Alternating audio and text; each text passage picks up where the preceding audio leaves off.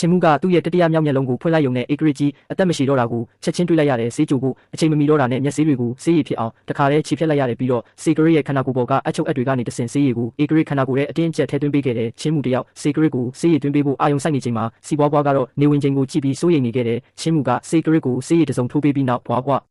အားကိုနောက်ထပ်မျက်စိအချို့ကူယူပေးဖို့ပြောချင်တဲ့အခါဘွားဘွားလို့ခေါ်လိုက်တယ်မူအားမင်းငါ့ကိုရှာလာလားမှောင်သွားပြီးအခုဘွားဘွားရဲ့ခန္ဓာကိုယ်ကိုထိန်းချုပ်ထားတာလီချန်ရှင်ဖြစ်တယ်ဒီမှာစေကရစ်ကိုတွေ့ရလို့လီချန်ရှင်ကအရန်စိတ်လှုပ်ရှားနေပြီးစေကရစ်ကိုချက်ချင်းတက်ပစ်ကအစားထိုးချင်နေခဲ့တယ်အထိုးတာတဝက်နဲ့ရက်သွားရင်ပေးဆက်ခဲ့သမျှအလကားဖြစ်သွားလိမ့်မယ်ဒါပေမဲ့လီချန်ရှင်ကဖိအားပေးရုံနဲ့တင်ချင်းမှုကိုလှုပ်လို့မရအောင်လုပ်နိုင်ခဲ့တယ်ဒါပေမဲ့လီချန်ရှင်စေကရစ်ကိုလူယူဖို့ပြင်းနေချိန်မှာပဲချင်းမှုကအတချောင်းထိုးချလိုက်တယ်အခန်းတစ်ခန်းလုံးမှာအမျိုးမျိုးသောအပင်တွေရုတ်တရက်ထွက်ပေါ်လာပြီးချက်ချင်းပဲလီချန်ရှင်ရဲ့အာယုံကိုဆွဲဆောင်သွားခဲ့တယ်ကျိုးဟွာတီးယုံကုန်ဖြစ်တယ်လီချန်ရှင်သူ့ရဲ့ဖိအားတွေကိုရုပ်သိမ်းလိုက်တာကိုတွေးလိုက်ရတယ်ဘာလို့လဲဆိုတော့ချင်းမှုကစေဝါစာမြေတက်ဆွမ်းအားကိုအသုံးပြုနေတာကိုတွေးလိုက်ရလို့ပါမြေကဘာမိခင်ရဲ့အရှိန်အဝါကိုစူးစီးပြီးစေကရစ်ရဲ့ဝိညာဉ်ကိုပြုစုပြောင်းထောင်ပေးနေတာဖြစ်တယ်မှားသွားပြီးဒါလူကယ်ဖို့တုံးတာလား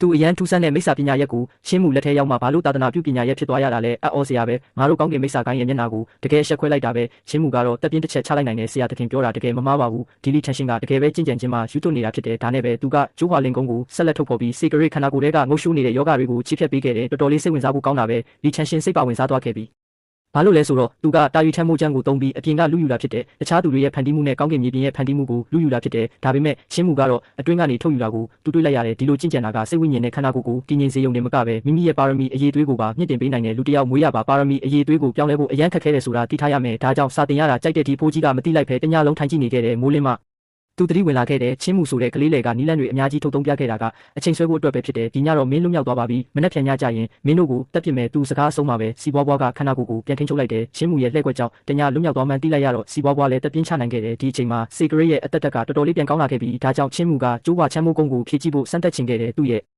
့ခန္ဓာကိုယ်ကသူ့ရဲ့ဝိညာဉ်ကိုချီနှောင်ထားနိုင်မလားဆိုတာကြည့်ကျင်ခဲ့တာဖြစ်တယ်သူဖြေလိုက်တာနဲ့ယူပူကျွင်းရဲ့မိအိမ်ကသူတို့အနောက်မှာထွက်ပေါ်လာခဲ့တယ်စေကရစ်ရဲ့ဝိညာဉ်ကချက်ချင်းခန္ဓာကိုယ်ကနေထွက်ပြီးမိအိမ်စီပြန်တန်းသွားတော့မလို့ဖြစ်သွားခဲ့တယ်ထွားဟုံးရင်မိအိမ်ကစေကရစ်ရဲ့ဝိညာဉ်ကိုနှုတ်ယူလို့မရတော့တာကိုမြင်တော့အလိုက်တိစွာထွက်ခွာသွားခဲ့တယ်ခုနကစမ်းသပ်မှုအရစေကရစ်ရဲ့ခန္ဓာကိုယ်ဟာအနည်းဆုံးနောက်ထပ်2ရက်လောက်ပြုစုပြောင်းထောင်မှအသက်ချမ်းသာရလိမ့်မယ်ဆိုတာချင်းမှုသိလိုက်ရတယ်ဒ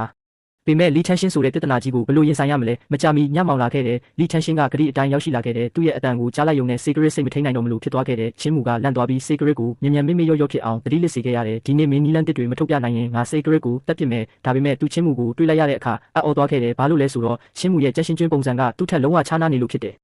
်စာအုပ်တအုပ်ပိုထွက်နေုံနဲ့မကဘူးတကားတစ်ချက်ပါပိုနေခဲ့တယ်ဒါအပြင်တကားပေါ်ကစာလုံးတွေကိုလည်းသူနားမလည်ခဲ့ဘူးကြည့်ရတာမင်းတကယ်ကြက်ရှင်ကျွန်းတီဟိုကြမ်းကုန်းကိုမတက်မြောက်ထားပါဘူးလီချန်ရှင်ကတော့လက်မခံခဲ့ပါဘူးဒီကလေးကိုစုံမဖို့မိစိမ့်ပညာရက်ကိုချက်ချင်းထုတ်ဖော်လိုက်တယ်ချင်းမှုလန့်သွားပြီးခေါင်းလက်ကမကြည့်ရတော့ဘူးဒါပေမဲ့ဒီအချိန်မှာစေကရစ်စီကတုတ်ပြန်မှုနောက်ထပ်ရှိလာခဲ့တယ်ချင်းမှုတတိယမြောက်မျက်လုံးကိုဖွင့်ပြီးကြည့်လိုက်တဲ့အခါစေကရစ်ရဲ့ရှေးဥစ္စာကတောက်ကျူးနဲ့လူလိုက်တို့ရဲ့ရိုက်နှက်မှုကြောင့်ကြာဖို့လို့ကြိုးပဲ့နေတာကိုတွေးလိုက်ရတယ်အခုသူတို့ရဲ့တိုင်းကွက်တွေကိုရှင်းထုတ်ပစ်ဖို့နီးလန်းရှာရတော့မယ်ဒါမှစေကရစ်ရဲ့ရှေးဥစ္စာပြန်ကောင်းလာနိုင်မှာဖြစ်တယ်ဒီမျက်လုံးကဘာမျက်လုံးလဲချင်းမှုစိတ်ထဲမှာအယံဝမ်းသာသွားခဲ့တယ်ထို့နောက်သူကလီချန်ရှင်ကိုစေကရစ်ခန္ဓာကိုယ်ထဲဝင်ရောက်ဖို့ဖိတ်ခေါ်လိုက်တယ်ထွက်လာရင်အဖြေကိုကိုယ်တိုင်ပြောပြမယ်လို့ပြောလိုက်တယ်ဒါပေမဲ့လီချန်ရှင်ကတခြားသူရဲ့ခန္ဓာကိုယ်ထဲဘယ်လိုဝင်ရမလဲမသိခဲ့ဘူးချင်းမှုကသူ့ရှိမှာတာယူထမ်းမိုးချမ်းရဲ့ပညာရက်နှစ်ခုကိုဘယ်လိုပေါင်းစပ်ရမလဲဆိုတာတရုတ်ပြပေးခဲ့တယ်တခြားသူခန္ဓာကိုယ်ထဲဝင်ရောက်ပြီးရင်မင်းမတက်ဘူးလို့မပြောနဲ့နော်ငါဘယ်လိုလုပ်မတက်ပဲနေမလဲခုတော့လီချန်ရှင်တယောက်ချင်းမှုရဲ့လှည့်ဖျားမှုကိုလုံးဝယုံကြည်သွားခဲ့ပြီးမကြာမီသူတို့စေကရစ်ရဲ့လင်းထိုင်စီရောက်ရှိသွားကြတယ်ဒီမှာစေကရစ်ရဲ့လင်းထိုင်ကတောက်ကျူးရဲ့ဓာတ်ရှိန်ဝါကြောင့်အနာတဆာတွေအများကြီးဖြစ်နေခဲ့ပြီးစီးပွားပွားရဲ့တဘာဝလွန်တန်ခိုးကူညီမှုသာမရှိရင်လင်းထိုင်ကကြာလာပြီးပြိုကွဲနေလောက်ပြီးဒါပေမဲ့ဒီဓာတ်အရှိန်ဝါတွေကအရန်တန်မာလုံးလို့ချင်းမှုသိမ်းဆည်းလို့မရခဲ့ဘူးလီချန်ရှင်မှာနီးလန်းရှိမရှိပဲမေးလိုက်ရတော့တယ်မင်းငါရဲ့နီးပြစကားကိုကြားဘူးတယ်လက်ရှိခိုင်းချုပ်တန်ရှင်းသောဆရာရဲ့တင်ကြားမှုကိုနာခံခဲ့တာပဲပြန်လဲပေးဆက်တင်တယ်ချင်းမှုသူ့ကိုအထင်သေးသွားမှကြောက်လို့သူ့ကိုယ်တိုင်နားလည်ထားတဲ့ပညာရက်ကိုထုတ်ဖော်လိုက်တယ်တောက်ကျူးရဲ့ဓာတ်အရှိန်ဝါကိုသိမ်းဆည်းလိုက်တယ်ဒီတိုင်းကွက်ကိုမင်းတက်လာဒါပေမဲ့ချင်းမှုကလည်းပါရမီရှင်တယောက်ဖြစ်နေတာကိုသူမထင်မှတ်ထားခဲ့ဘူးတခါကြည့်ုံနဲ့ထုတ်ဖော်ပြနိုင်ခဲ့တယ်ဒါနဲ့ပဲလူနှစ်ယောက်လုံးဘယ်သူမှမကြပဲဆက်လက်ရှင်ပြိုင်ဖို့ဆုံးဖြတ်လိုက်ကြတယ်ဒါပေမဲ့လီချန်ရှင်ကချင်းမှုနဲ့လောင်းကြီးထက်ချင်ခဲ့တယ်သူရှုံးရင်ချင်းမှုတို့ကိုနောက်ထပ်တညလွတ်ပေးမယ်ချင်းမှုရှုံးရင်တော့စေကရစ်နဲ့အတူဒီမှာတေးလိုက်ပါโอเคသဘောတူတယ်နောက်ထပ်လူနှစ်ယောက်ပစ္စမမြောက်ရှေးဥစ္စာစီရောက်ရှိလာခဲ့တယ်ဒီမှာအဖိုးကြီးယူလိုင်းရဲ့ရုပ်ပွားတော့ငါးစုရဲ့နှိတ်ကွမှုကိုခံနေရတာဖြစ်တယ်မကြမီလီချန်ရှင်နီလန်းစဉ်းစားမိသွားခဲ့တယ်ချက်ချင်းပဲဂျာနီပန်းငါးပွင့်ကိုထုတ်ဖော်လိုက်တယ်အဖိုးကြီးယူလိုင်းရဲ့ရုပ်ပွားတော်ကိုပြကြအောင်မီးရှို့ပစ်လိုက်တယ်မင်းနားလေလားဒါပေမဲ့ချင်းမှုကမျက်စိတမိတ်တွင်းမှာပဲအတူတူပဲဖြစ်တဲ့ဂျာနီပန်းကိုထုတ်ဖော်ပြခဲ့တယ်ဒါအပြင်လီချန်ရှင်ရဲ့ဂျာနီပန်းထက်တောင်ပုံမှုတန့်စင်နေခဲ့သေးတယ်လီချန်ရှင်ချက်ချင်းစဉ်းစားမိသွားခဲ့တယ်သူ့အနေနဲ့ချင်းမှုရဲ့ကျင့်ကြံပုံကိုတင်ယူနိုင်ခဲ့ရင်သူ့ရဲ့အစွမ်းစားကနောက်ထပ်တစ်ဆင့်တိုးတက်သွားနိုင်တဲ့ဆက်လက်ရှင်ပြိုင်ကြစို့စေကရစ်ရဲ့စိတ်ဝိညာဉ်ကပိုပြီး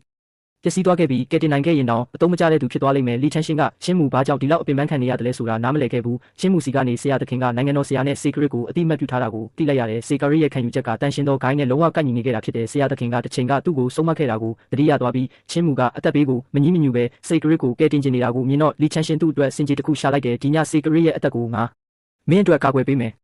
ဒီနေရာဒီမှာပဲဗီဒီယိုလေးပြီးဆုံးသွားခဲ့ပါပြီဖော်လိုလေးနှိပ်ပေးကြပါကျေးဇူးတင်ပါတယ်ဗျ